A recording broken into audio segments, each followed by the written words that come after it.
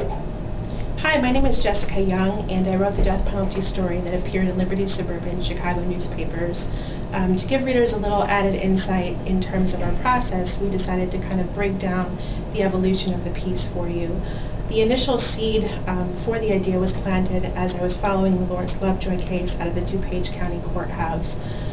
Once the jury handed down the death sentence in February, I decided that it might make for an interesting case study to look at what kind of factors, socially, politically, legally, were at play, and what was kind of coalescing at the time that made it, that particular case, the first successful push for an execution sentence in the county, especially since the early stages of the moratorium. I also was interested in talking to pundits to see if this would kind of open the floodgates for any future local death penalty cases. Once we kind of hashed out the proposal with a few different editors, the scope of the story widened a little bit, and our goal became a little bit more ambitious.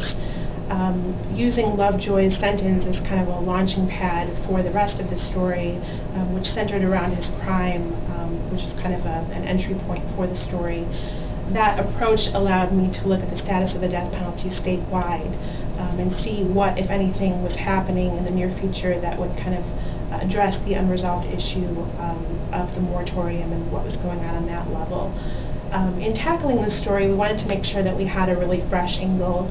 So much has already been done on the systemic flaws and the recommendations in terms of interrogation requirements or procedural lineups, and also those that have already been wrongfully convicted, that I wanted to make sure to steer clear of that.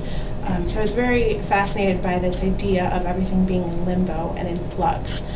So I really wanted to kind of convey that in talking to a lot of the stakeholders, everyone from state's attorneys to victims' families, lawyers and advocates. There was this overwhelming sense of frustration that things were very hypothetical at this stage, so I wanted to make sure that that was kind of the direction we went in.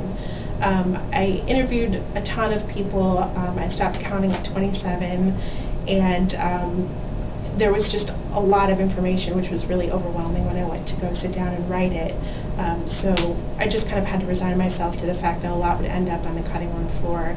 But we just wanted to make sure that everything kind of spoke to that overarching theme, and that we stayed true to what we were looking to do. So the process was a long one. Really, kind of let me show off my reporting chops. I had a lot of investigating to do, but hopefully we kind of stayed true to the landscape and what was going on with the issue at the moment. I stopped even though I have like a ton more.